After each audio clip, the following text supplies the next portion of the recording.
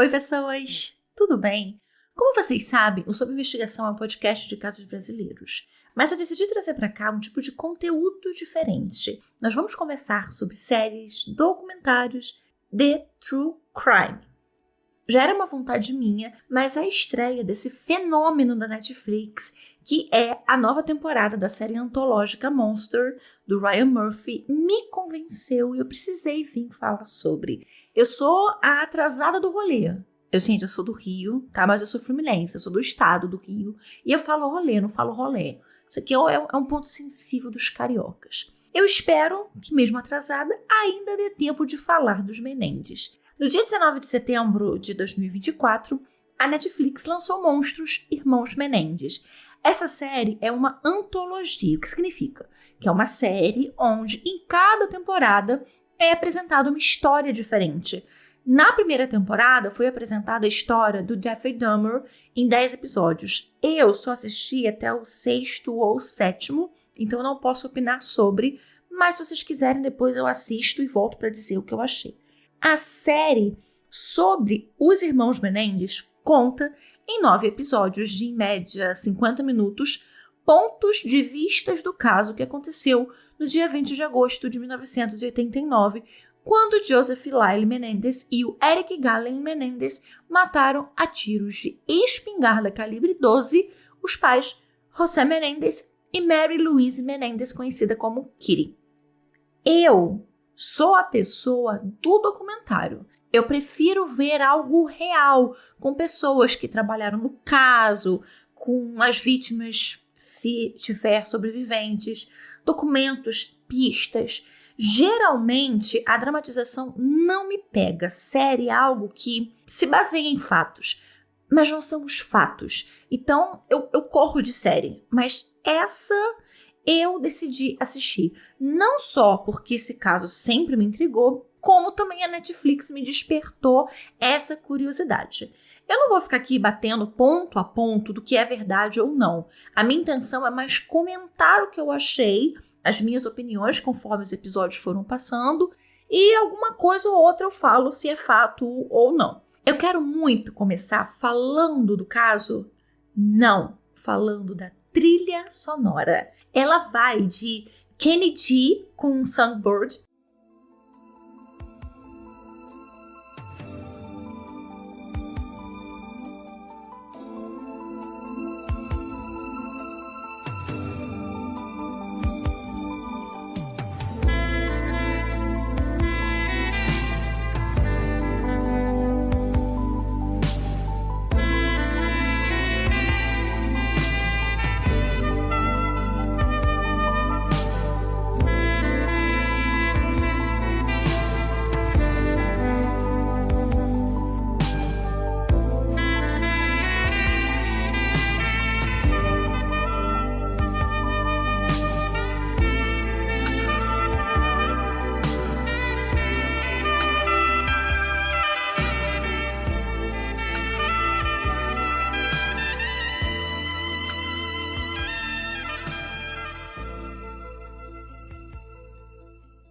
A Little Lies do Fleetwood Mac e, obviamente, clássicos do fim dos anos 80, começo dos anos 90, como Vanilla Ice. Yo, VIP. Let's kick it. Ice, ice, baby. Ice, ice, baby. All right, stop. Collaborate and listen. Ice is back with my brand new invention. Something grabs a hold of me tightly, flow like a harpoon daily and nightly. Will it ever stop? Yo, I don't know. Turn off the lights and I'll glow. To the extreme, I rock a mic like a vandal. Light up a stage and wax a chump like a candle. Dance, crush a speaker that booms. I'm killing your brain like a poisonous mushroom. Deadly, when I play a dope melody. Anything less than the best is a felony. Love it or leave it, you better gain weight. You better hit bullseye, the kid don't play. If there was a problem, yo, I'll solve it. Check out the hook while my DJ revolves it. Ice, ice, baby. Ice, ice, baby.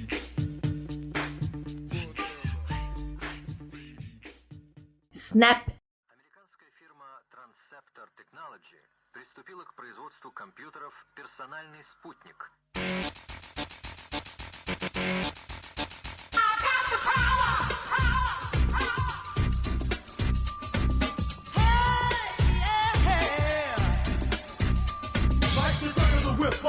for track, front to back, in this thing called rap. Feel like a double rhyme double on a heavenly level. Bang the bass, turn up the treble. Flash on my day and night all the time. 714, flies the line. Maniac, radiac, winning the game. I'm the lyrical Jesse James.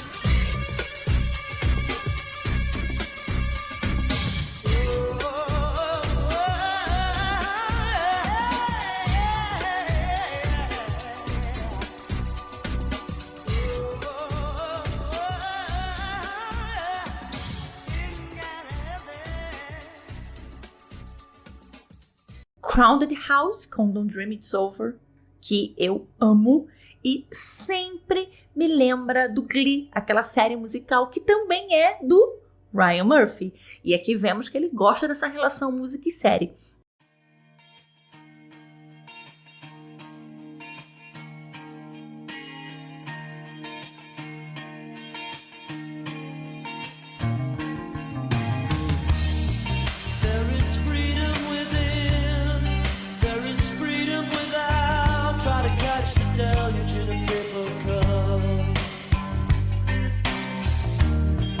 There's a battle ahead, many battles are lost, but you'll never see the end of the road while you're traveling with me. Hey now, don't dream it's over. Hey now, when the world comes in, they come to build a wall between us. No, they won't win.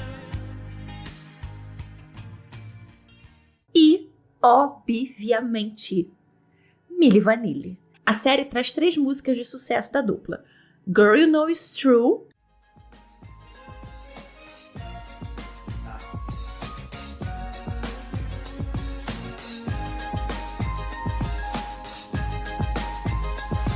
I'm in love with you, girl, 'cause you're on my mind. You're the one I think about most every time. And when you crack a smile and everything you do, don't you understand, girl, this love is true. You're so sick, your hand on sweet and thin. That's kinda like a person up on your skin. It lightens up my day, and that's also true. Together we're one, separated we're two. To make it all mine is my desire. 'Cause you contain a quality that I admire. To put it plain and simple, you rule my world, so try to understand. I'm in love, girl. I'm so in love, girl. I'm just in love, girl. And this is true. Girl, you know it's true. I love you. Yes, you know it's true.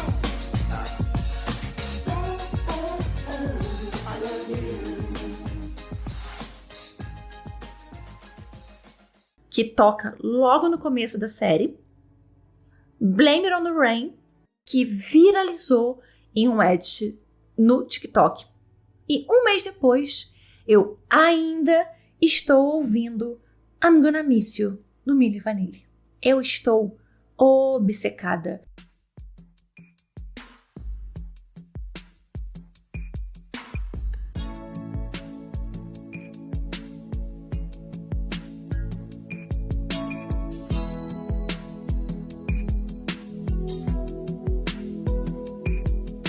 I knew it from the start, you would break my heart.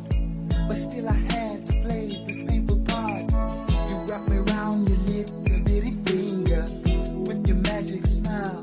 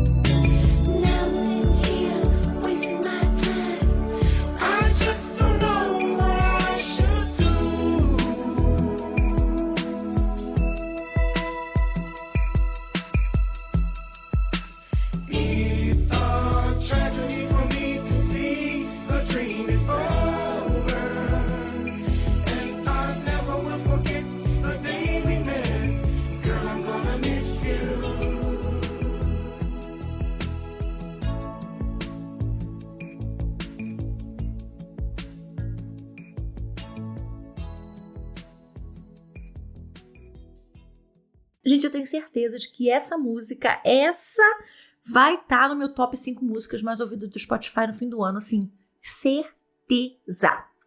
Enquanto eu estava assistindo os episódios, a minha teoria era de que havia uma mensagem subliminar no uso das músicas do Mini Vanilli, por toda a história deles. 2 homens que fingiam ser o que não eram, foi o que me veio na mente, assim, na mesma hora da cena do primeiro episódio, quando essa música toca. O roteirista estaria deixando explícito, assim, de na nossa cara, que eles estão fingindo ser o que não eram, os irmãos, né? Tanto o Lyle quanto o Eric. E isso encaixava, né? Essa minha teoria estava ali encaixando, porque era a cena deles homenageando os pais que eles mataram. Então eles estavam fingindo que eram filhos que estavam muito devastados pela morte do pai e da mãe, quando na verdade eles eram os assassinos.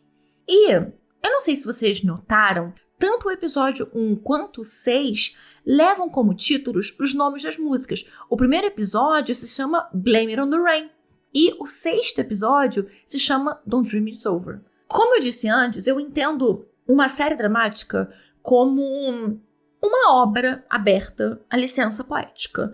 Ela usa alguns fatos, mas para exacerbar esses fatos, exagerá-los, e no caso dessa série, a história é criada a partir de diversas versões. Nós temos a versão dos irmãos, dos pais, da advogada de defesa, da Leslie Abramson, da acusação, do Dominic Dunne, que é um jornalista que trabalhava para a Vanity Fair na época, cobriu todo o caso. Nós temos a visão do Robert Rand, que é um autor do livro chamado Menendez Murders. E além também, a gente tem a visão dos documentos, tem a visão de depoimentos. Então, a série é um mix de narrativas.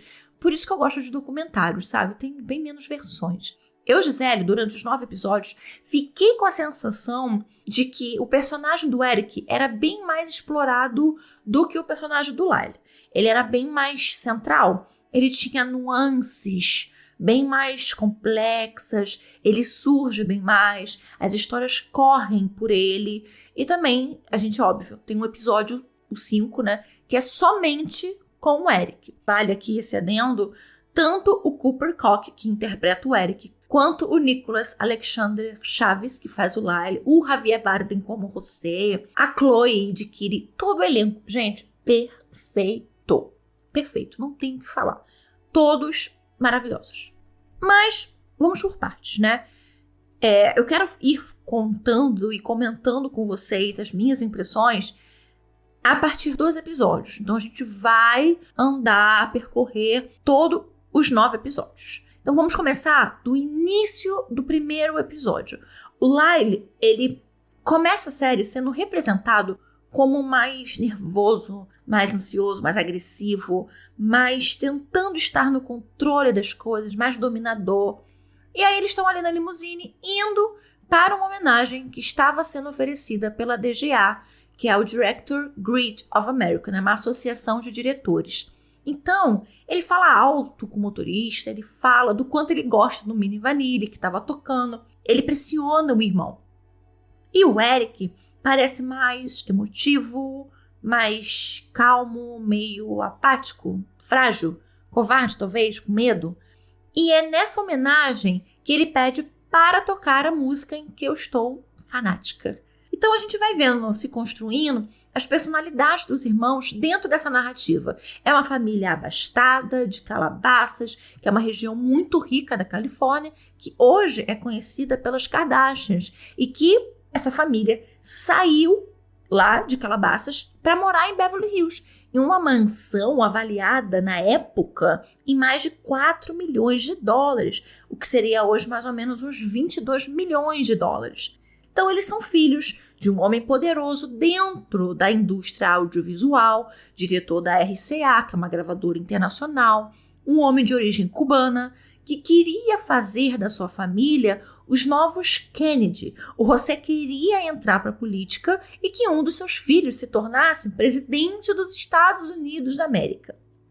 O Dr. Ozil surge também quando os 2 irmãos são pegos depois de fazerem vários assaltos a casas perto de onde eles moravam em Calabasas. E como o Eric, que era menor de idade, não parece, né, gente? Porque O ator, ele é bem mais velho, mas o Eric ainda era menor de idade, o que a gente, né, claro, considera hoje maior de idade. Lá, a maioridade nos Estados Unidos é diferente, não é 18 anos, né? Tanto que com 16 anos eles já podem dirigir. Mas como ele ainda era menor de idade, ele assume os assaltos para não prejudicar a entrada do irmão na Universidade de Princeton, que era onde o pai queria que ele estudasse. E então o juiz do caso desses assaltos foi que mandou que eles frequentassem a terapia, e aí o José escolheu o Dr. Ozil.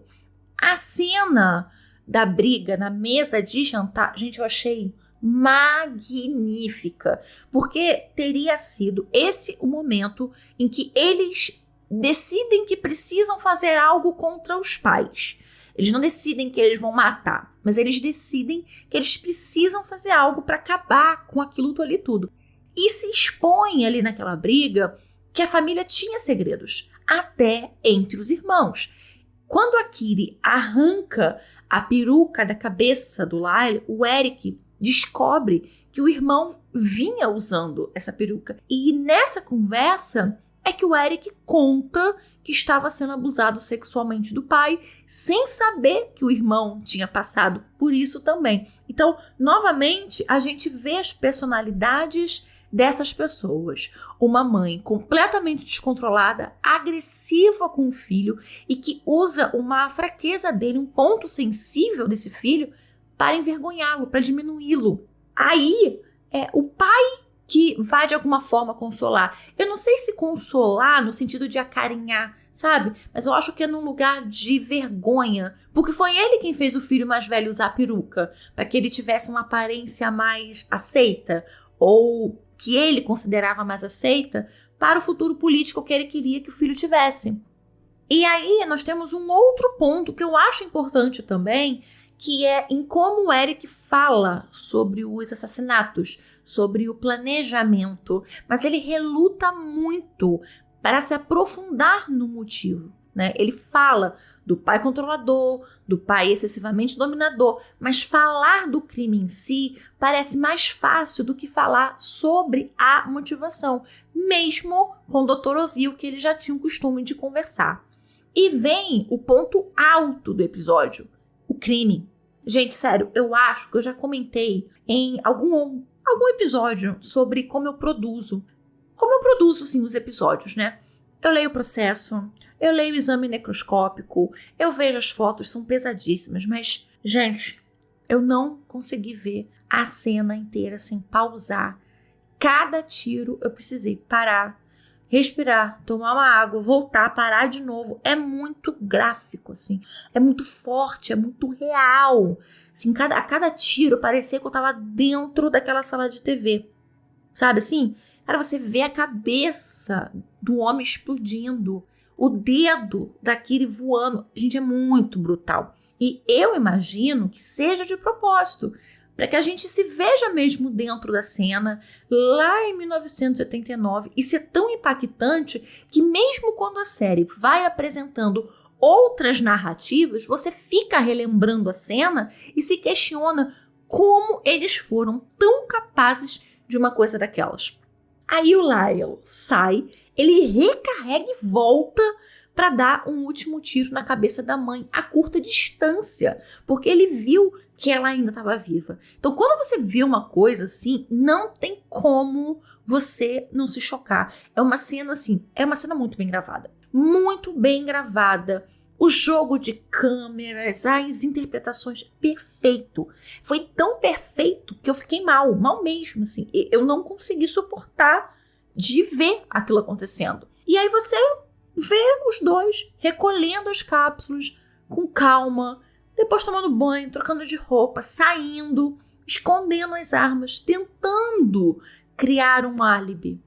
O remorso que se mostra no Eric, eu achei bem feita também, bem incrível. Ótima atuação do ator.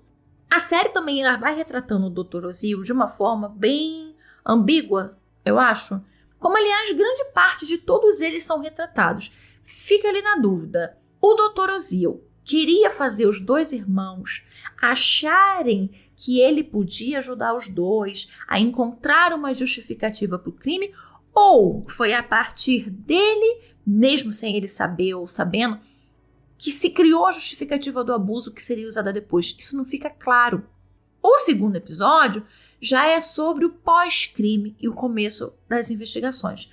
O Lyle chama a polícia, ouvimos como foi essa gravação, a polícia chegando, ouvindo o Eric. Eles mostram o Lyle engabelando a polícia para tirar a bolsa com as cápsulas e com as provas que estavam na mala do carro enquanto a polícia periciava a casa. Isso não aconteceu exatamente dessa maneira, mas isso aconteceu mesmo. E é até uma das coisas que os irmãos comentam sobre as diversas oportunidades que a polícia perdeu de prenderem eles na mesma noite do crime. Tava tudo lá, faltou olharem melhor. Essa, inclusive, foi uma dessas vezes. É nesse episódio também, no segundo, que passa, talvez, a cena que mais tenha incomodado quem defende os irmãos e a família. As interpretações deixam no ar um clima de incesto, uma certa tensão sexual entre o Lyle e o Eric, até mesmo uma relação beirando uma relação doentia.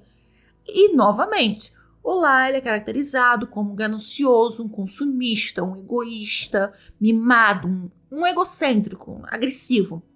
E aí vai sendo mostrada a questão do testamento, que ambos tinham certeza de que eles não estavam, um fato, mas a série incorpora a tese de que, sabendo que eles não estariam já terem matado os pais, eles tentaram se livrar do testamento, enrolar o tio, que era o testamenteiro, e é o Lyle que é o performático, o que dramatiza, o que conduz a situação de forma até bem caricata.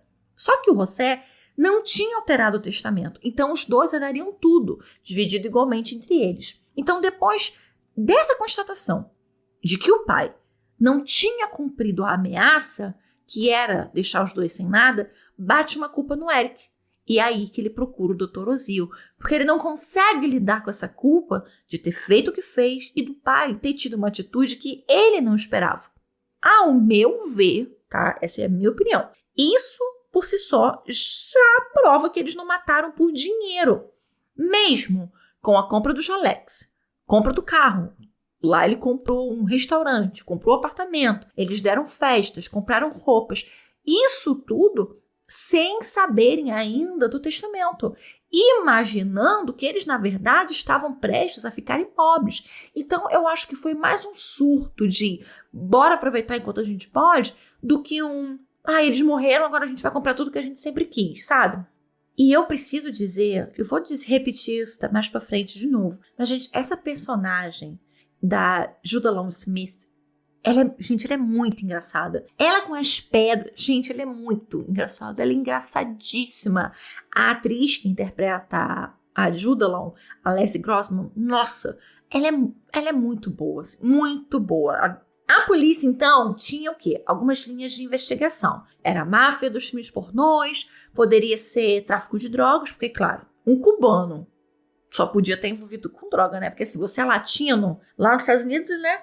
É latino, automaticamente já te incute esse preconceito lá nos States, né? Você tem que estar envolvido com droga. E também poderia ser a gangue, que o Eric e o Lyle faziam parte quando eles estavam roubando casas, ou de que seriam os dois irmãos. O psicólogo, o Dr. Ozil, né? Já comentei, ele é dúbio. Primeiro, ele é antiético. Ele já atendia o Eric há um bom tempo. Então, ele conhecia a personalidade do Eric, conhecia os pais, conhecia o irmão. Pô, o cara sair correndo pra ir contar o que foi dito pra ele numa sessão já não é o certo. Aí ele pede pra amante ficar lá pra ser uma testemunha. Mas testemunha do quê? Deles o matarem? Mas porque naquele momento eles teriam motivo. Mesmo que a presença dela lá na sala de estar do consultório coibisse os dois, primeiro que ela saiu correndo, não esperou nem acabar a conversa. E outra, eles podiam matar o Ozil a qualquer momento, não precisava ser naquele dia. A partir do momento que ele sabia que eram eles os culpados, se eles quisessem matar ele mesmo, eles podiam matar a qualquer momento. Então, essa atitude dele já não é legal. Aí ele tenta tirar dinheiro dos irmãos. Ele tenta ganhar uma vantagem financeira com o que ele sabia. Mas tu não estava morrendo de medo de ser morto? Me explica. Se só deles o terem procurado para contar, para desabafar com o profissional, demonstra que o Eric confiava nele. Aí você vai tentar chantagear. Quer dizer, é a chantagem que vai te manter vivo? Achei incoerente. Aí tá, ele grava as sessões. Ficou parecendo que não era para ele ter algo que o mantivesse vivo, mas que ele estava gravando para ter uma prova e forçar os dois a colocarem dinheiro em um negócio dele. E aí tá, aí vem o amigo e o filme. O nome do filme, então, é ótimo, gente. Como que uma história que fala de um filho que mata os pais pode se chamar Friends?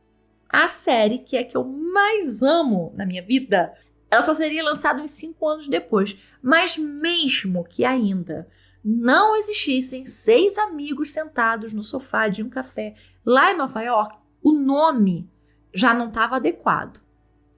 E aí esse amigo, que é o Craig, procura os detetives e conta sobre o roteiro que ele e o Eric escreveram sobre um garoto rico que matava os pais. E aí a polícia tem a ideia, né, de colocar uma escuta nele e tentar tirar uma confissão do Eric. E o Dr. Ozil meio que faz o mesmo, né? Porque quando ele começa a gravar as sessões, é mais ou menos para tentar pegar a confissão. A diferença é que os dois já tinham confessado.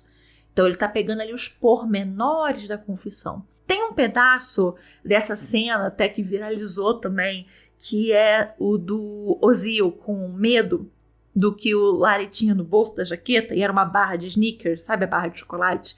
Gente, o que teve de gente gravando, indo comprar a mesma barra, não tá no gibi. É muita gente, assim. Nunca mais verei uma barra de Snickers do mesmo jeito. Toda vez agora eu vou lembrar do Lyle Menendez. E aí esse episódio termina com a Judalon indo à delegacia, depois do Ozil colocar ela para fora da casa dele, onde a esposa dele também morava e ela estava em casa. E aí ela vai, através dessa informação, vai na delegacia, mas na intenção, na verdade, de se vingar do ex-amante. No terceiro episódio, é quando a polícia descobre tudo. Então eles vão até a casa do Dr. Ozil, recuperam as fitas das sessões dos irmãos Menendez. Então o primeiro a ser preso é o Lyle.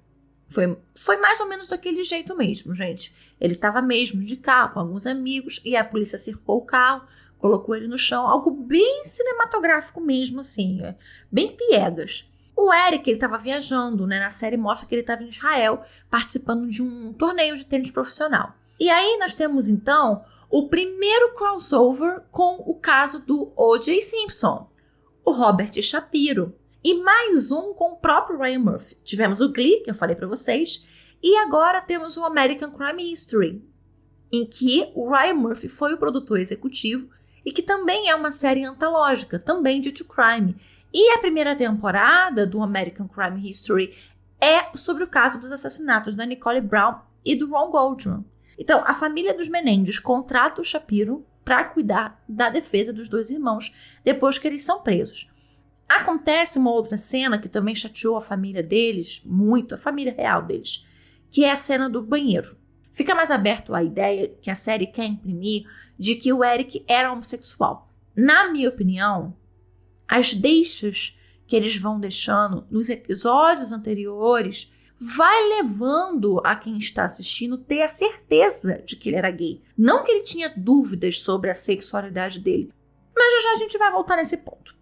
A gente vê aqui o afinco da família na defesa deles, de que eles não tinham feito nada, e aí eles acabaram demitindo o Shapiro. Bom pro Shapiro, né? Que ficou livre para logo depois pegar o caso do O.J. Simpson. E com quem o Shapiro também trabalhou no caso do O.J. Simpson? Com o Robert Kardashian, pai de quem? Do Rob, da Khloe, da Kim e da Kourtney, as quais tornaram Calabasas famosa. E quem morou em Calabasas? Os Menendez. Gente, quando a gente fala que o mundo dos ricos é pequeno, é disso que a gente está falando. Aí tem uma carta que até hoje só se viu trechos, que o Lyle escreve pro Eric, que o xerife manda procurar na cela deles. É dito na imprensa que a carta era um plano de fuga, e devido a essa carta, eles mudam o Lyle de pavilhão. Spoiler, a carta devia ter o quê? 16, 17, 18 páginas. Não era um plano de fuga. O xerife depois, isso não aparece na série, mas eu tô te contando. Ele faz uma coletiva de imprensa dizendo que não era nada carta. Não era um plano de fuga, não. Era só um desabafo do Lyle. Então, assim, era só uma desculpa pra, na verdade, separar os dois irmãos. Mas tá, tudo bem. Isso não aparece na série, mas tô te contando. Então, sai o Robert Shapiro, entra a Legia Abramson. É representado um momento pessoal que ela tá passando, tentando adotar um bebê. Tem todo um storytelling sobre o Dominic Dunne e a Leslie. Eu não sei se talvez para fazer um contraponto, porque tem muito da visão dos dois na história que a série escolheu contar. Então eu não sei se na realidade essas interações ocorreram, mas eu acho que é mais para ter elementos para, a partir disso, contar outras histórias e ir costurando as narrativas. A Leslie, uma mulher de meia idade, já mãe, querendo adotar, conhecida como uma advogada páreo duro e que já tinha defendido um caso de um filho abusado sexualmente que matou o pai e ele foi absolvido. Não explica muito bem, mas ela escolhe defender só o Eric. E a gente vai vendo se criar um elo entre eles, quase uma coisa maternal. E aí, com o Lyle, a defesa dele foi presidida pela advogada Jill Lansing. Aliás, eu gosto que eles mantêm os nomes das pessoas reais. Se vê quase sempre em dramatizações os roteiristas criarem outros nomes, mas eu achei ótimo que eles mantiveram os nomes reais. Isso faz com que, pelo menos pra mim, fique mais crível o que eu tô vendo, sabe? Torna a série mais real, mesmo sendo uma dramatização. Bem, a Leslie chama o Dr. Vickery, um psiquiatra forense, para conversar com o Eric. E ele relata os abusos sofridos e de como o pai passou de molestar o Lyle para começar a molestá-lo. Bem pesado o que ele conta sobre a Canela. Eu não entendi de primeira, mas aí ele foi descrevendo, foi me dando uma ânsia, foi me dando um asco. Ele foi descrevendo como ele colocava canela na comida ou em alguma bebida do pai para melhorar o gosto que o esperma do pai teria. E aí depois tentou pôr limão na comida dele para anestesiar a garganta. Assim, gente, olha, sem dúvidas, para mim, esse relato foi um dos pontos mais fortes de todos os 9 episódios. O crime, os assassinatos e esse. Eu só conseguia pensar em quantas crianças passam por isso todos os dias e a gente nem imagina. Quando ouvimos alguém falar de abuso sexual, a gente sabe o que é, mas a gente não sabe exatamente o que acontece. Ouvir alguém ir contando em detalhes te leva para aquele momento. E a noção do que é abuso sexual muda completamente. O entendimento da violência que é fica exorbitantemente maior e pior. E aí a série volta no tempo, no 4º episódio, ao período em que os irmãos roubavam casas lá em 1988 em Calabasas. Então eles são pegos roubando e o José manda que o Eric assuma a culpa sozinho para não atrapalhar o acesso do Lyle em Princeton. Esse episódio, para mim, é mais para ir incutindo em quem está vendo os valores do José e na criação que ele deu aos filhos. A gente vê isso quando ele fala de não seja pego. Tem essa frase dele: roubem, trapaceiem, mintam, mas vençam. Só não sejam pegos.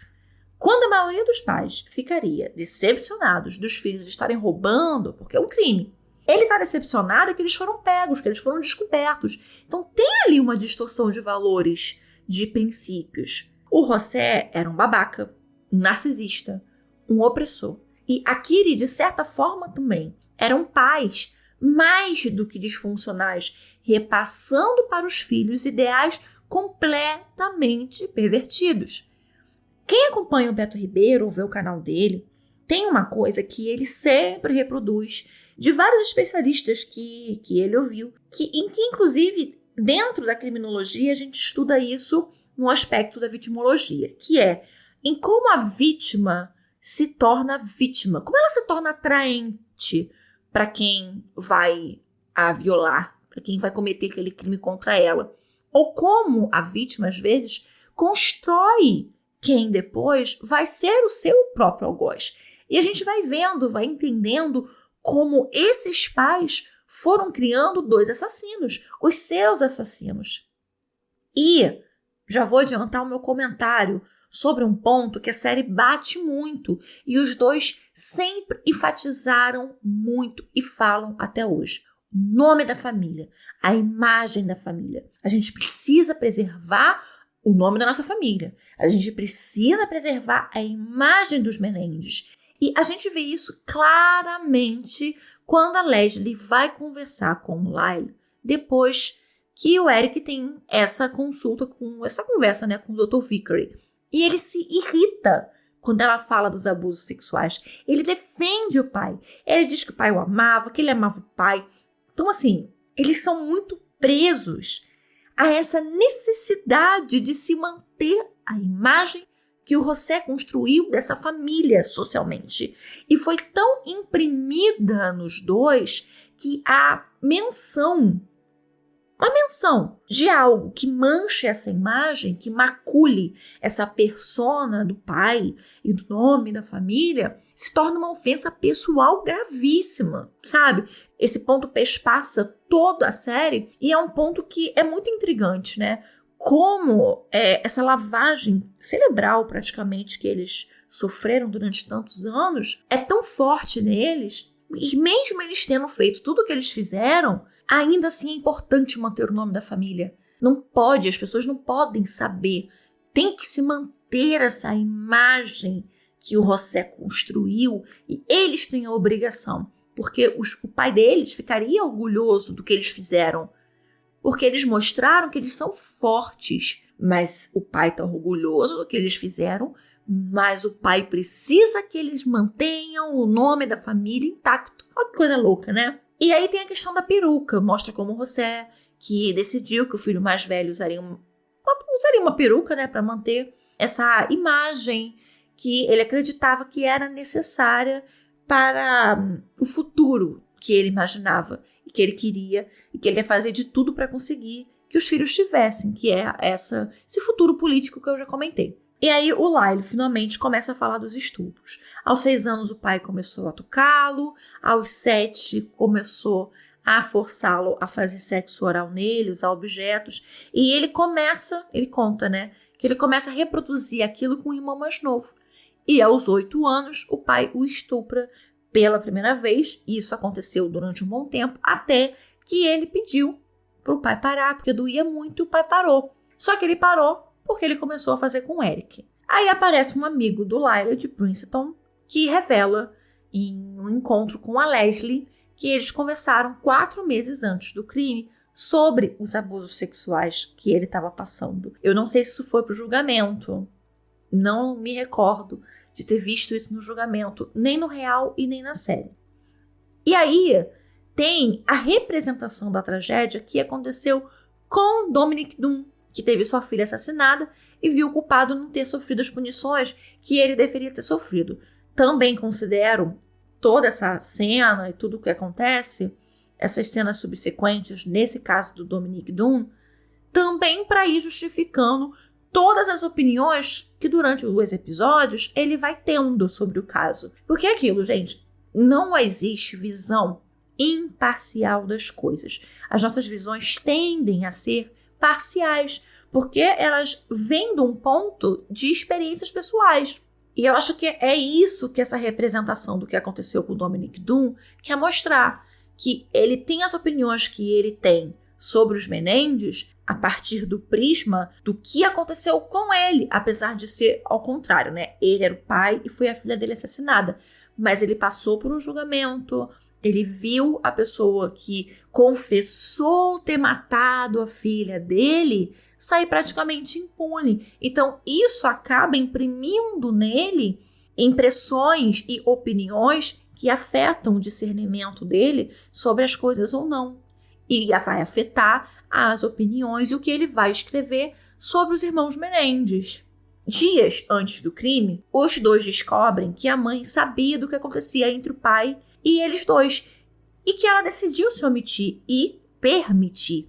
Também retratam a Kiri como uma amante de armas de fogo, sabe? Que gosta de armas de fogo. E eles tinham uma certeza muito grande que os pais iam matá-los. fosse devido ao Lyle ter confrontado o pai, quando ele descobriu que o Eric estava sendo abusado, eles brigam, ele bate de frente com o pai, fosse por saberem que agora não era mais um segredo, que todo mundo da família tinha ciência do que estava acontecendo. Eu achei pelo menos, que esse ponto na série poderia ter sido mais explorado, porque eu entendo essa justificativa, mas não acho que, apesar dela aparecer, de eles mostrarem isso acontecendo, não me deu a sensação de que eram motivos fortes o suficiente para eles terem tanta certeza de que o pai e a mãe iam matar eles, sabe? Eu acho que ficou faltando o gatilho. O que exatamente o pai e a mãe falou ou fez, ou sabe assim, não faltou o gatilho. Aquilo que, nossa, meu pai falou isso, ele vai matar mesmo, ele vai matar. Eu achei que senti falta desse gatilho para acontecer. A decisão de que os pais precisavam morrer é tomada durante um passeio de barco que eles foram para caçar tubarões. E aí chegamos no episódio 5, The Hurt Man. Uma obra-prima. São 36 minutos e 4 segundos magníficos. É forte, é profundo, é doloroso, mas também é de alguma forma sensível, sabe, humano. E é só uma câmera parada atrás da Leslie e que, conforme o Eric vai falando, vai narrando e as coisas vão ficando mais pesadas, mais penosas, mais sofridas, a câmera vai devagarinho dando um zoom, se aproximando, focando no Eric, no rosto dele, até ficar bem próximo. Olha, os dois atores foram muito bons nesse episódio. A gente não vê as expressões da Leslie, mas a gente sente o que ela sente na voz. Quando ela fala do pai dela, quando ela fala da mãe do Eric, a gente sente a raiva dela, a tentativa dela de acolher o Eric. Até porque a gente acaba se pegando nesse lugar também, de acolher ele, de sentir raiva, de sentir ódio desses pais que fizeram isso com esse garoto uma vida inteira. Então, inicia com cigarro, e aí tem esse link entre a Leslie fumar, o José fumar. O Eric conta sobre os abusos, começando quando ele tinha 6 anos, o que coincide com a mesma idade que o Lyle começou a ser abusado. Então, primeiro ele fala dos toques que começaram depois de uma aula de tênis ou de uma aula de natação. A constatação dele de que o pai nunca o amou de verdade, que o pai, na verdade, amava mesmo o Lyle, porque ele, o Eric, era um fraco. E aí eu penso, não foi essa a razão do Lyle ter mandado o Eric atirar primeiro nos pais? Se aquilo ali não era para que ele ganhasse confiança e para que os pais vissem que o Eric não era um fraco como eles imaginavam ou como eles falavam? Porque é isso que acontece quando eles vão matar, né? O Lyle fala, vai, você primeiro, vai. Né? Então talvez seja para provar para o Eric e para os dois, os pais, de que, olha só, esse garoto aqui, que vocês humilhavam, dizendo que ele era fraco, que ele era covarde, que ele era isso, que ele era aquilo, aqui, é ele que vai matar vocês. E aí também tem esse conflito do meu pai me humilhava, me xingava, me diminuía na frente de todo mundo, mas quando estávamos só nós dois e ele abusava de mim, ele dizia que me amava, ele era carinhoso. Isso deixa uma criança confusa. Isso acontece, a gente ouve relatos de pessoas que foram abusadas sexualmente na infância, e isso é um relato que está presente em todas essas histórias, de como é confuso saber que você tem a sensação de que aquilo ali está errado, mas ao mesmo tempo você gosta e você fica feliz, porque a pessoa que te ama está fazendo aquilo. É confuso. E ele descreve 4 tipos de abuso, ele nomeia esses abusos, que são os toques. Ele dá nome a cada um desses, que ele chama de... Depois tem o sexo oral, ele no pai e o pai nele, que ele chama de knees, né, de joelhos, porque ele ficava de joelhos.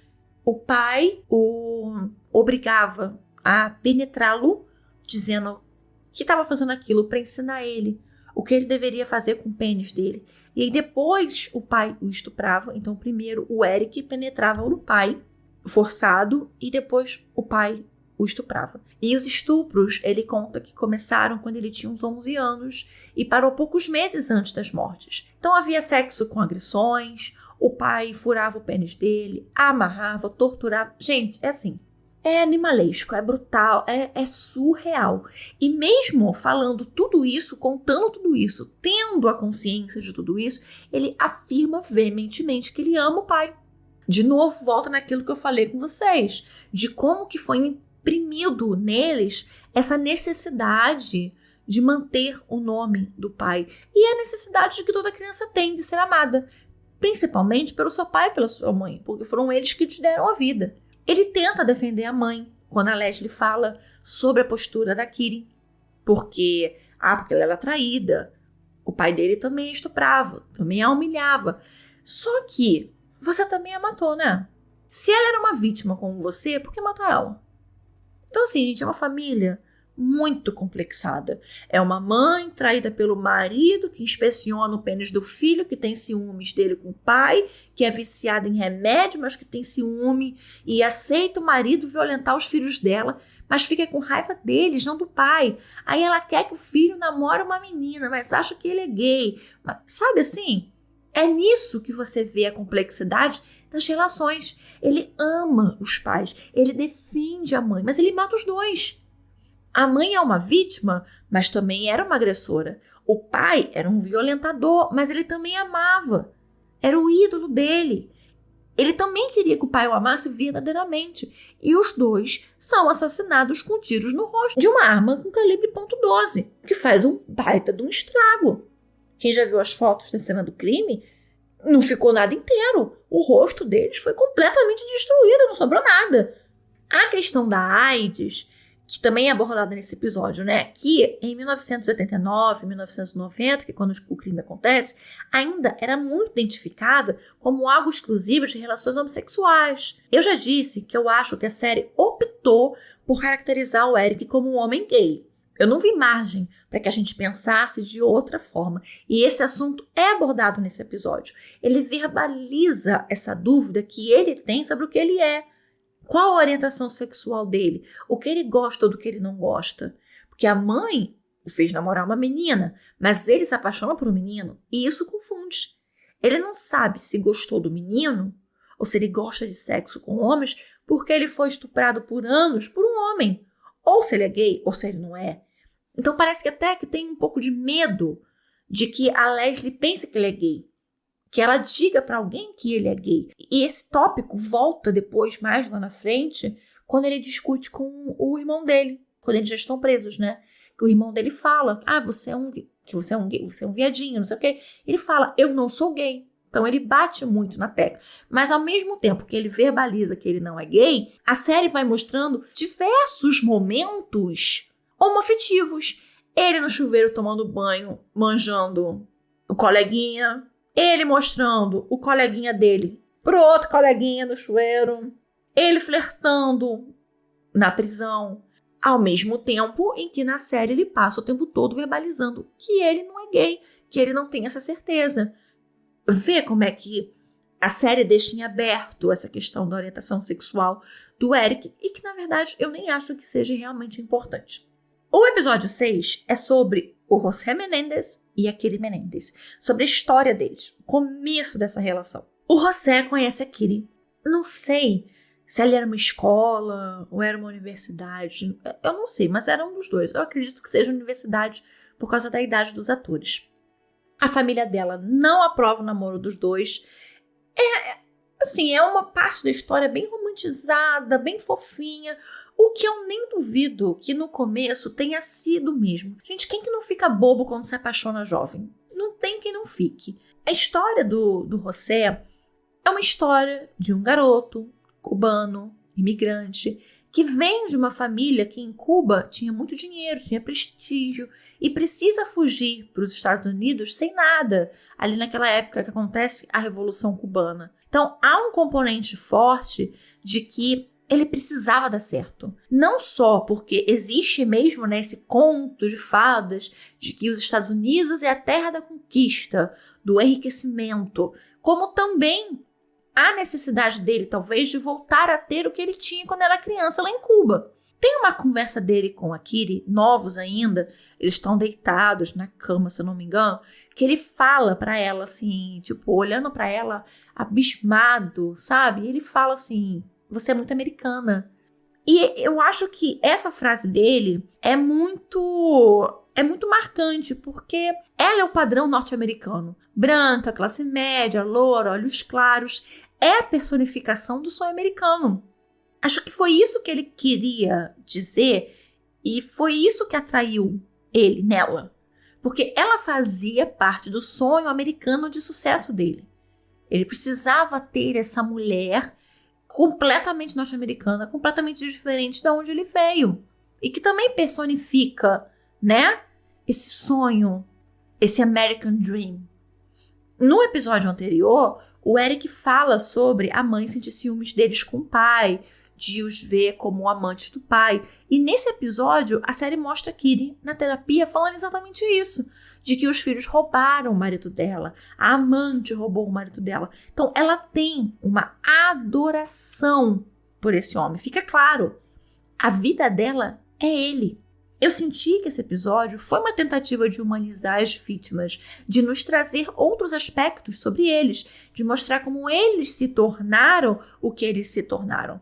O José conversa com a secretária, que aliás, no julgamento, isso é a verdade. Ela foi a única que a acusação encontrou que pudesse falar algo de bom sobre ele. Só teve essa secretária. E essa cena, assim como a cena lá do Dominique Dunn, que eu falei pra vocês, é uma cena criada para que a gente ouça o José, para ele verbalizar, né, para que a série verbalize o que eles acreditam que o José talvez pudesse pensar e acreditar. Então eles criam essa cena. E ele desabafa, ele expõe para a secretária o que ele pensa sobre os filhos, sobre como ele os criou, o que ele quer para eles. E na visão dele, que é mostrada, ele é autoritário. Ele se reconhece sendo autoritário, mas ele é autoritário porque ele precisa ser. Porque os filhos são mimados, os filhos são preguiçosos, ele se culpa pelos filhos terem começado a roubar. Porém, o que ele vai falando sobre o comportamento dos filhos tem muito de, não culpa, mas de influência de como os dois foram criados. E eu não tô nem falando dos abusos, mas da vida mesmo. Por que eles são mimados? Por que eles são preguiçosos? Não tem uma influência de como é a vida da família? Quais as lições que foram passadas? Quais os valores que foram passados? Eu acho que caberia nele essa reflexão. Quer dizer, não caberia porque ele não teria, mas eu acho que cabe nesse momento para quem está assistindo essa reflexão. Não adianta muito você criar pessoas para que elas acreditem serem superiores a todas as outras e depois achar ruim que elas cresceram sendo adultos pedantes, não coaduna, entende? E aí nos é mostrado também como a relação do José e da Kitty ficou depois de tantos anos. A cena deles na cozinha é bem denso, é bem carregada de ódio. Novamente, gente, interpretações incríveis. Tem muito ódio, muita raiva quando ele fala que ele não a ama, que ele não ama os filhos. Quando ele fala do vício de remédios dela, que tudo tinha fracassado. Tipo, ele tinha um plano, eu já citei isso, do que era o sonho americano para ele. Ele tinha essa meta. Eu quero esse sonho. E ele correu atrás daquilo, dessa realidade que ele queria. Ele começou do baixo. Ele começou lavando prato. E ele se tornou um homem milionário por ele sozinho.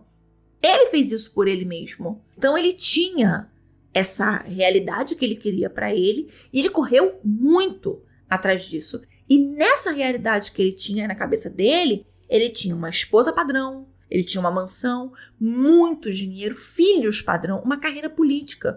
A visão dele sobre o que seria essa família, esse outdoor social que ele precisava ter, era muito nítida para ele, muito clara. Só que não era a realidade. E parece que ele se frustra por isso, porque ele conseguiu tudo aquilo que pessoalmente ele queria na vida dele. Ele conseguiu casar com uma mulher perfeita, né, socialmente. Ele conseguiu uma carreira, ele conseguiu ter um nome, ele conseguiu muito dinheiro. Mas ele não conseguiu essa idealização de família perfeita, esse sonho americano de família, ele não conseguiu. A esposa dele não era perfeita, os filhos dele não eram prodígios. O plano dele estava fracassando. E eu acho que é esse sentimento de fracasso que ele despeja nela nessa cena. Eu confesso que eu ia assistindo e pensando assim, gente, que família de gente doente. E isso só, essa ideia assim, de como essas pessoas são meio loucas, culmina no José, no hotel com aquele garoto. Gente, o que é o José com aquela fantasia, sabe, de imperador romano? Ele tinha um negócio com grego, com romano, com banho de sauna. Se sabe que os romanos não viam relacionamentos homossexuais como hoje nós vemos, ou como era visto lá nos anos 80. Os romanos antigos, entende-se aqui os homens, em questão de sexo, eram mais livres. Não era um sinal de fraqueza você se relacionar com outro homem, principalmente com homens mais novos. Muito pelo contrário. Inclusive, diversos imperadores romanos, eles tinham essas casas em vilas, afastados da capital, afastados de Roma, que levavam diversos garotos muito novos e mantinham relações com eles, relações sexuais. E isso não era como hoje a gente visse como pedofilia ou como um absurdo. Era uma coisa muito normatizada. Então, não sei se entra essa questão dele com os romanos e toda essa cena onde ele fala aquilo tudo, se entra nisso, sabe? Tipo, pra ele é como se fosse um processo de iniciação, assim como os romanos eram. Os garotos eram iniciados, seja na vida sexual, seja na vida militar, através de sexo com um homem mais velho, ou um homem que tinha uma posição social mais elevada que a sua. Então, não sei se veio daí, mas eu acho muito bizarro. Ainda assim, eu acho muito bizarro todo aquele discurso, tudo que acontece. Mas a cena é ótima. A cena é muito boa, mas ainda assim bizarra. E eu fiquei me questionando, como que um homem desses, que fazia tanta coisa dentro de casa, maltratava os filhos, a esposa, ainda tinha tempo e disposição para trabalhar, para se dedicar no trabalho. Ainda trabalhava direito. É um negócio louco. A série mostra a contratação do Menudo, que vendo na hora, quando eu assisti, acho que foi dia 21, tem um tempo, né? Quando eu vi, eu não entendi o porquê de colocarem esse momento na série, a contratação do Menudo em específico. Porque o Menudo não foi o único grande artista que o José contratou, que ele conseguiu, né, levar para live entertainment. Não foi. Na mesma época, ele contratou diversos outros que também são muito famosos. Mas aí eu fui descobrir que eles já estavam dando uma deixa para a questão que hoje sabemos, um dos integrantes da banda alega ter sido violentado pelo José. Então era um easter egg, que na hora eu não pesquei, fui pescar depois. E é engraçado que antes de viajar para fechar esse contrato com o Menudo, é que ocorre aquela discussão dele com a Kiri na cozinha. Quando ele volta dessa viagem, ele fecha o contrato, é um baita do dinheiro que ele vai ganhar, e aí tem toda aquela cena do garoto, o Império Romano, aquilo tudo. Quando ele volta para casa, o discurso dele muda completamente. Ele quer fazer terapia de casal, ele vai com os filhos de casa em casa, que eles roubaram lá em Calabasas, para pagar pelo prejuízo, para pedir desculpa. Então, será porque, novamente, ele precisava manter aquela família como a máscara social dele? Porque o José pretendia virar político. Ele verbaliza naquela conversa lá que eu falei com a secretária.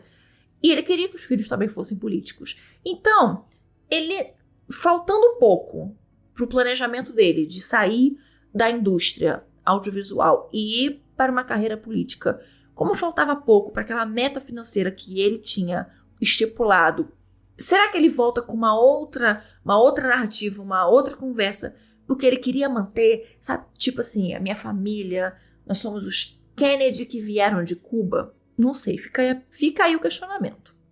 O Lyle é pego, plagiando, lá em Princeton, o que é um baque para o José, que não admite que aconteça aquilo de jeito nenhum. O Eric queria estudar artes cênicas, o que também era impensável para o pai deles. Não sei por quê, porque afinal de contas ele já tinha atuado em alguns... ainda assim na indústria de filmes também, então não sei por quê ele fica tão chateado, porque ele queria que o Eric estudasse administração na UCLA. E quando eu voltar aqui no podcast para falar sobre o segundo documentário da Netflix, que saiu depois dessa série, sobre o mesmo caso, vocês vão entender o porquê dele fazer tanta questão que o Eric fizesse de administração na UCLA.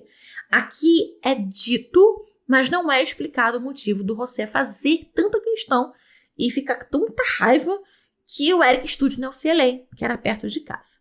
Nesse episódio, o José é apresentado como um homem complicado, com traumas também.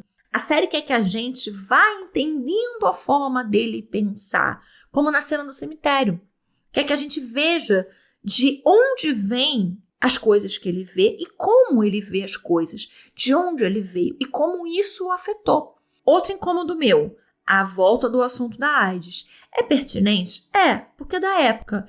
Mas o José ir contar as camisinhas do Eric, comentar com a esposa sobre ele não poder levar AIDS para casa, se vê que não é a preocupação de que ele não pode ficar doente porque a AIDS mata, é dele ser infectado e do José pegar. Eu acho que fica claro que essa é a preocupação dele, a do José.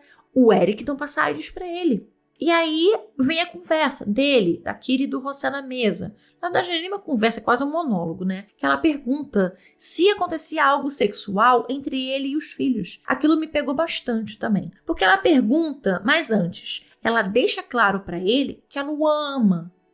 Quase o perdoando mesmo antes de perguntar, sabe? Meio que, olha, se você estiver fazendo, eu te entendo, eu tô do seu lado. O que é meio doentio. É coerente.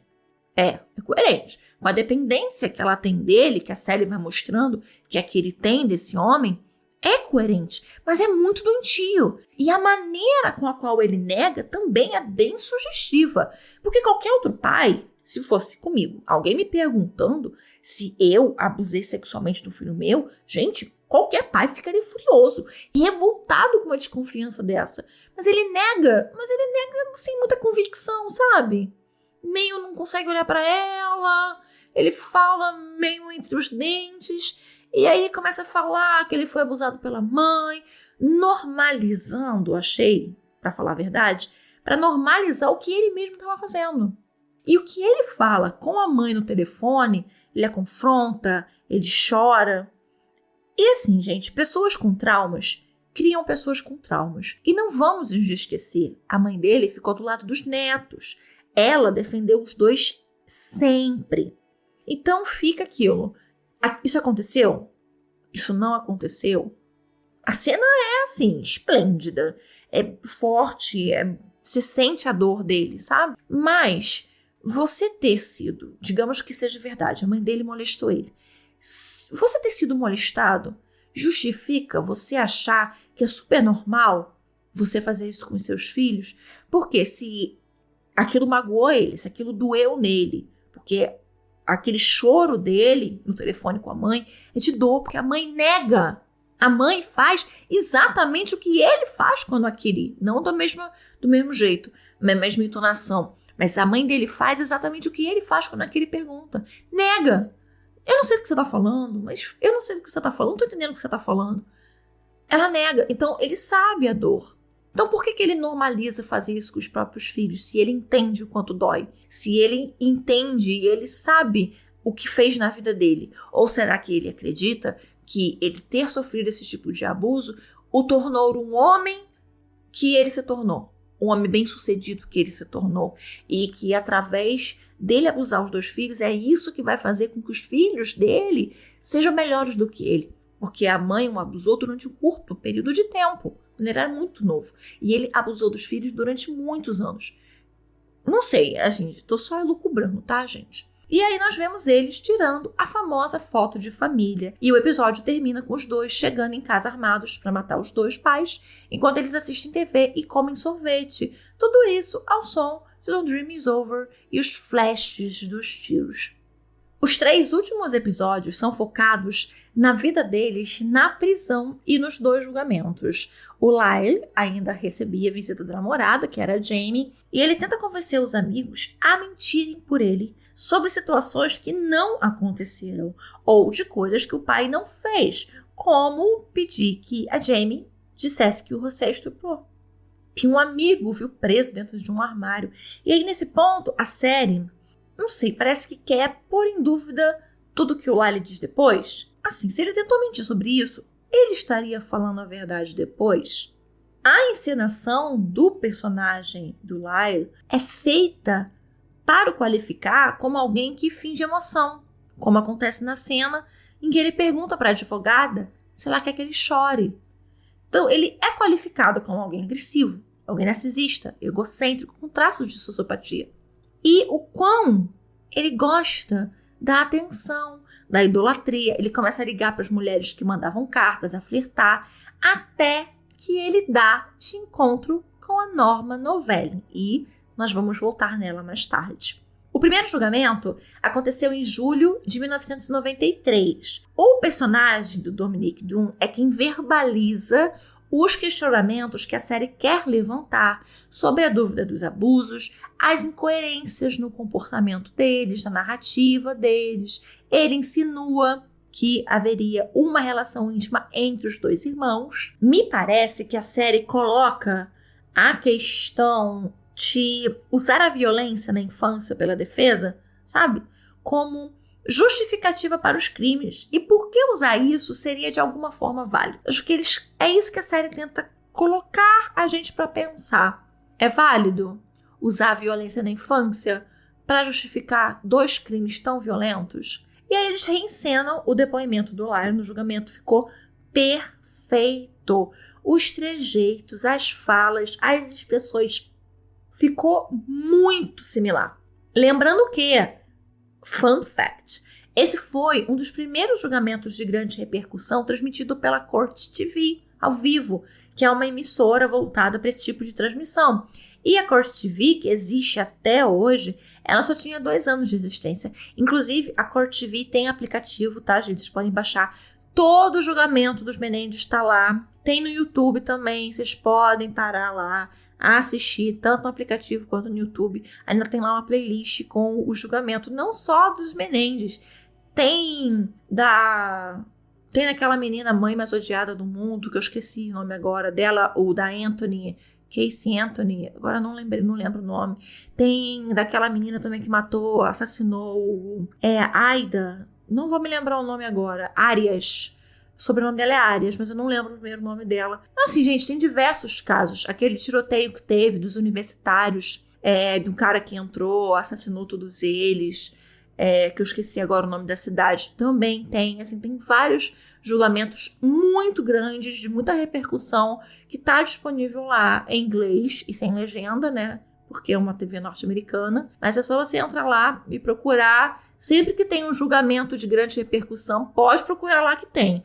O do caso do Johnny Depp também, se eu não me engano, também tá lá. Podem procurar, que eles disponibilizam tudo. E dependendo do caso que você quiser acompanhar, tá lá ao vivo na TV, no canal da Court TV. E aí, como eu disse, voltamos à Norma, porque a gente descobre que a Norma estava conversando com o Lyle há bastante tempo.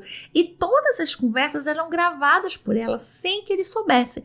E a partir dessas gravações, ela lançou um livro. Esse livro, na verdade, ele é lançado só em 1995, depois do segundo julgamento. O nome é The Private Diary of Lyle Menendez. Não tem esse livro em português. E não tem ele disponível em PDF em lugar nenhum. Já procurei, mas se você quiser procurar e encontrar, pode me mandar, até rimou. Mas tem um perfil no Instagram, que postou todas as fotos das páginas. Então, quem gosta e quem consegue ler em inglês, dá para ler o livro inteiro lá pelo Instagram mesmo. Agora, vamos voltar a falar sobre a Judah Long. Ela abre o episódio 8 dando o seu depoimento no julgamento. Tanto na série quanto na realidade, esse depoimento é muito bom. Já falei, gente, eu vou repetir. Ela é engraçada, ela é realmente engraçada. Meio fora da casinha, sabe? Ela vai contando as coisas, você fica assim, gente, não é possível que isso aconteceu de verdade. Ela tá aumentando. Que nem quando o Oziel segura ela, entra dentro da casa dela escondida, segura e sai jogando um monte de comprimido na boca dela. Você fica assim, gente, não é possível que essa mulher tá contando essa história. É muito bom. E ela gravava as ligações do Oziel pra ela, e ele falava coisas íntimas. Assim, gente, ela diz que ele a drogava, que ela era uma escrava sexual, que ele queria que os irmãos investissem 14 milhões de dólares na empresa dele. Olha, eu acho que é um dos pontos altos também dessa série é a Jude. Ela é maravilhosa, ela é muito caricata, é muito bom, assim, essa atriz arrasou fazendo a Jude. Ela é engraçadíssima. Pra defesa, mesmo ela sendo quem acabou dando a pista das fitas gravadas, o depoimento dela era perfeito, porque ela acaba colocando em jogo a credibilidade do Dr. Ozil, que foi para quem o Eric confessou. E aí entra o ano de 94. O julgamento ainda acontecia quando teve lá o terremoto no dia 17 de janeiro, de magnitude 6.7, então é bem forte.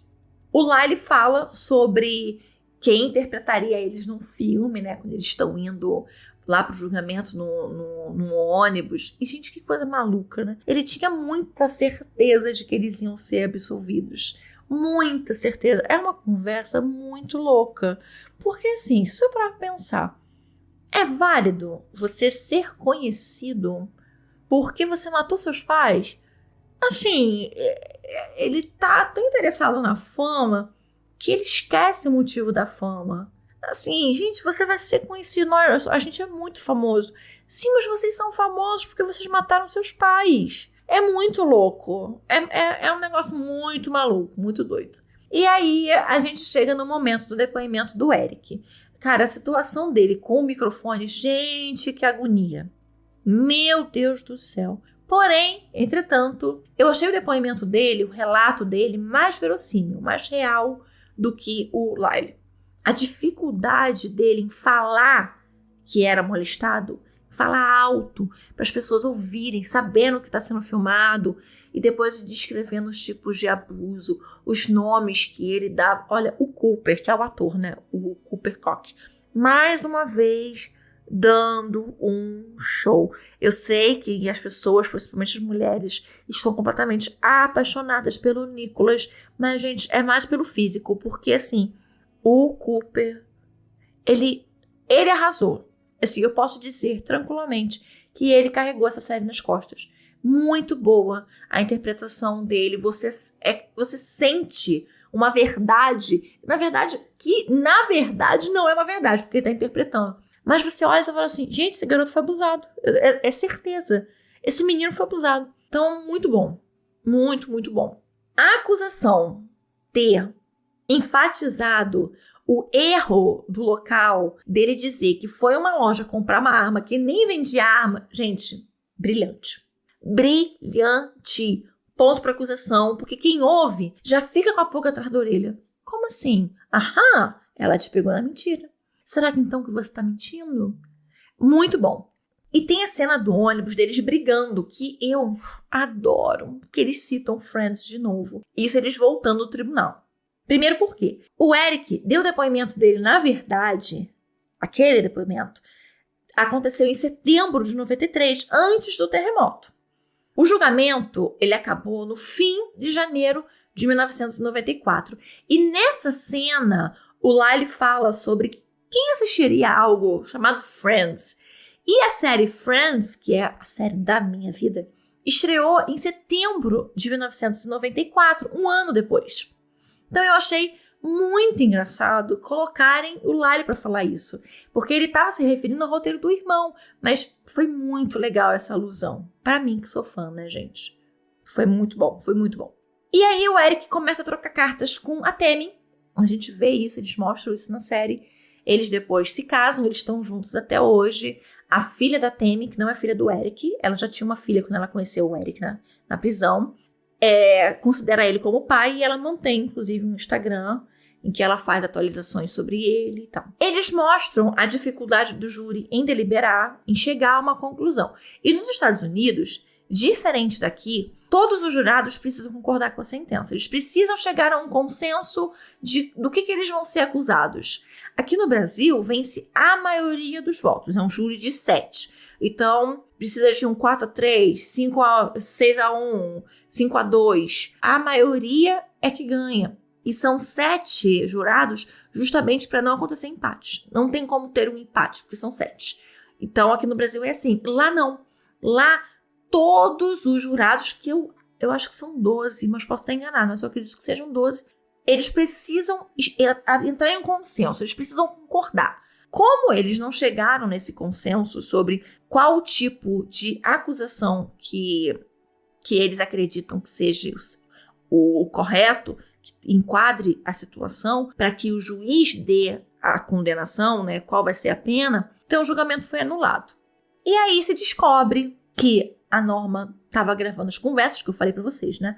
Ele estava gravando e aí a advogada Jill fala isso, joga. Na verdade ela não fala, ela joga na cara do Lyle, tipo assim, olha só, seu idiota ou seu babaca, você se acha muito fodão, né? Pois é, sabe aquela fulaninha que tu tava conversando? Estava gravando tudo. Ela vai lançar um livro.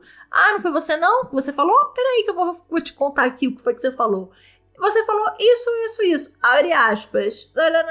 Não. Fecha aspas. Sabe assim? Magnífico.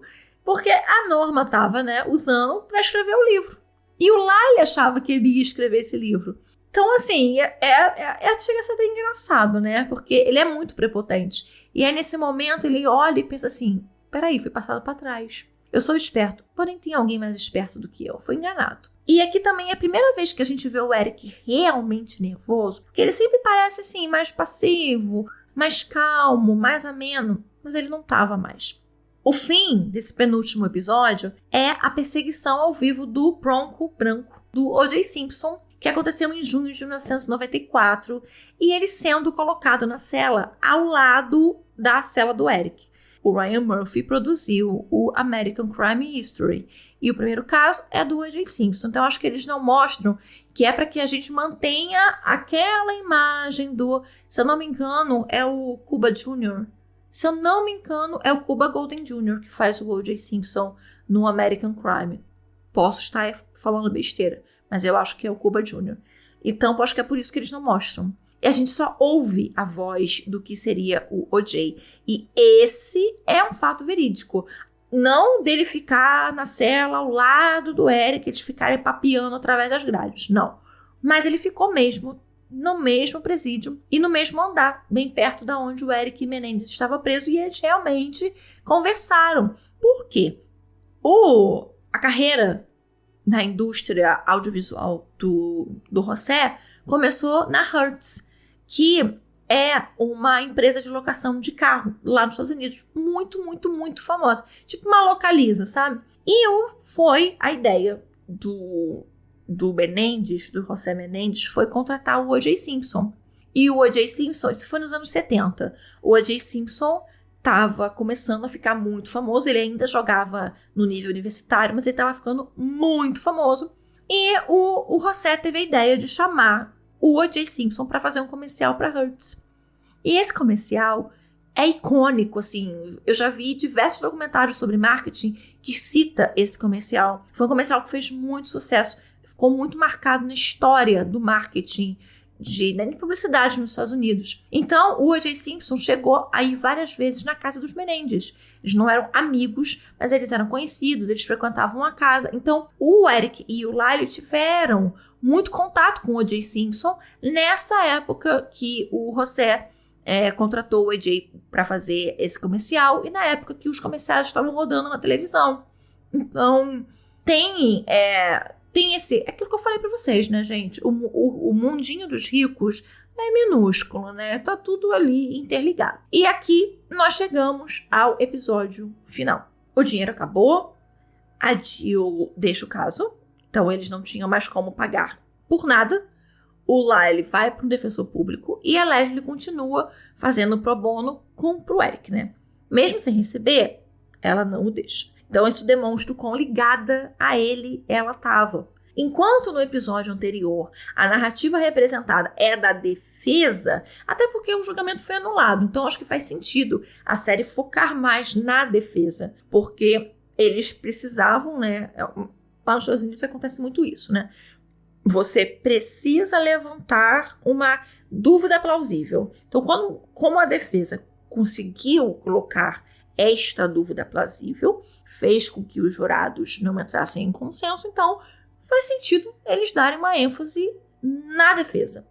mais na Leslie, na verdade. A Jill fala muito pouco. Então, essa narrativa foi feita toda no episódio 8. Então, nesse episódio, o 9º, o foco é a acusação.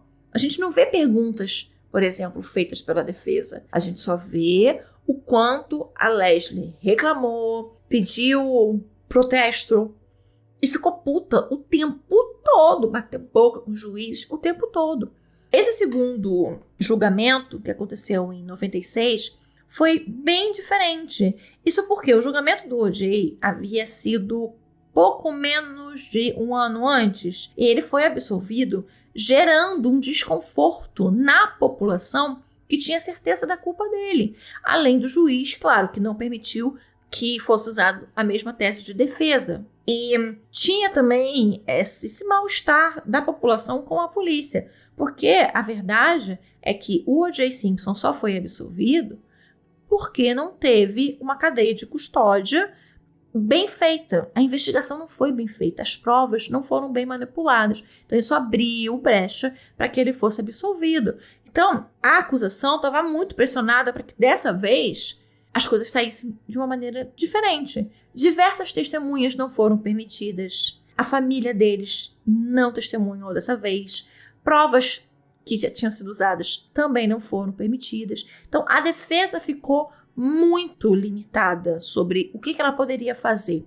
Parecia que o juiz queria que dessa vez houvesse uma condenação. Se nota isso até pelas opções que o júri tinha como condenação. Então, só dava a eles a opção de crime doloso, que eles chamam de homicídio em primeiro grau. Então, outra vez, mostra o Eric revoltado, arrumando briga na penitenciária. Ele vai para a solitária algumas vezes. Ele sente o baque da mídia e das pessoas se voltarem contra eles. Ele percebe essa mudança no clima de como a população entende o caso deles. Então, ele briga, ele grita com o Lyle com raiva. Eu acho que a ficha cai assim, do tipo...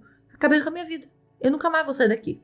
Como sabemos muito bem, nesse segundo julgamento, eles foram condenados por homicídio em primeiro grau, que é o homicídio doloso. E a sentença foi perpétua sem condicional. A jurada lá que infartou, a verídica, eu não sei se ao certo se foi uma mulher, mas aconteceu mesmo, que um dos jurados foi lá e teve um infarto. E aí ele foi substituído. E eles não serem condenados à pena de morte. Ficou parecendo que foi esse jurado substituto que salvou os dois da morte. Não sei se foi isso mesmo. Eu cheguei a pegar uma raivinha do promotor, sabe, do juiz. Gente, a defesa não teve chance, em nenhum momento. Pelo menos assim, da maneira que é retratada, eu não assisti o primeiro julgamento completo no Court TV e esse segundo julgamento não teve transmissão ao vivo. Então, eu não sei se foi exatamente daquela maneira. Mas a gente fica com a impressão, na forma que é dramatizado, de que os dois já entraram lá condenados. Já havia um conluio para que aquilo ali acontecesse. Não porque talvez achassem realmente que eles fossem culpados, mas porque eles precisavam condenar alguém. Ali no Los Angeles, né, onde acontecem as coisas, na Califórnia, já tinha acontecido em 92 a absolvição dos policiais que mataram Rodney King, que foi um homem negro que foi assassinado por policiais durante uma parada deles. E aí depois aconteceu a absolvição do O.J. Simpson. Então, eles acabaram caindo, né? Talvez, por exemplo, se fosse invertido, se o julgamento deles tivesse ocorrido antes do O.J. Simpson, talvez eles pudessem até ter sido absolvidos. Não acho que ser absolvido não, porque eles confessaram o crime. Mas eles poderiam, por exemplo, ter pego 20 anos com condicional, ou pego, sei lá, uma sentença bem mais benéfica para eles. Mas eles deram um azar muito grande de ter ocorrido esses dois casos, que foram muito grandes, e dos dois casos terem sido absolvidos. Então, as pessoas, a sociedade, a comunidade estava querendo uma resposta de que alguém tinha que ser julgado, alguém tinha que ser preso, alguém tinha que pagar para que as pessoas tivessem um senso de justiça. E calhou que foram eles. Quando começa a tocar I'm Gonna Miss You de novo, gente, eu chorei. Você chorou? Ah, gente, eu chorei. Quando eu percebi que eles iam se separar, chorei.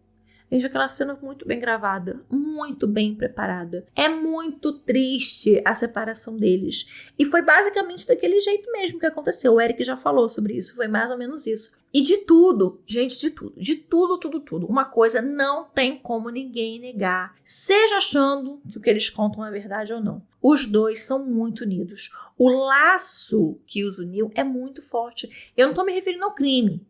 Eu tô falando da relação deles desde sempre. É bonito esse amor que eles sentem um pelo outro, esse apoio, essa conexão. E pensar, gente, eles ficaram, 20 anos sem se verem. É muito... eu fiquei triste, fiquei desolada. A série termina com o dia no barco. De volta ao dia em que tudo começou. O dia em que eles decidem que irão matar os pais. O José e a Kitty parece que, de alguma forma, iam por um caminho de tentarem recomeçar a relação deles, ou o José tentar ter esse retrato de família, de político perfeita, maravilhosa. E é o Eric que tem essa iniciativa de a gente vai fazer, a gente não vai fazer? Não dá pra trás não, tá? Vamos fazer. Era ele quem parecia o mais determinado a matar os pais. Aí o que eu achei da série? Vamos para os finalmente. Eu sou uma pessoa de documentário, mas eu devo dizer que eu amei a série. Eu sei que não foi do nada esse interesse da Netflix nos Menendez. Eu venho desde o fim de 2022, meados de 2022, e principalmente no ano passado, 2023, acompanhando pelo TikTok como esse caso virou uma febre dos criadores de conteúdo lá do TikTok nos Estados Unidos. Acho que eu ainda não tinha visto um fenômeno assim, um caso que mexesse tanto com uma plataforma inteira.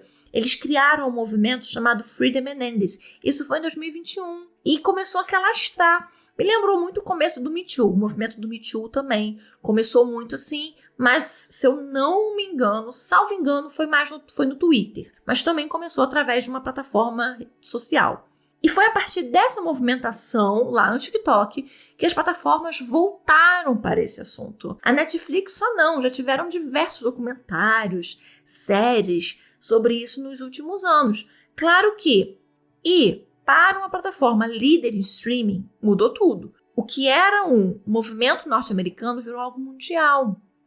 A ponto de, agora, em outubro de 2024, se estar discutindo lá nos Estados Unidos uma possibilidade de um novo julgamento. A série é muito, muito boa. Os edits dela são virais, assim, no TikTok, a música.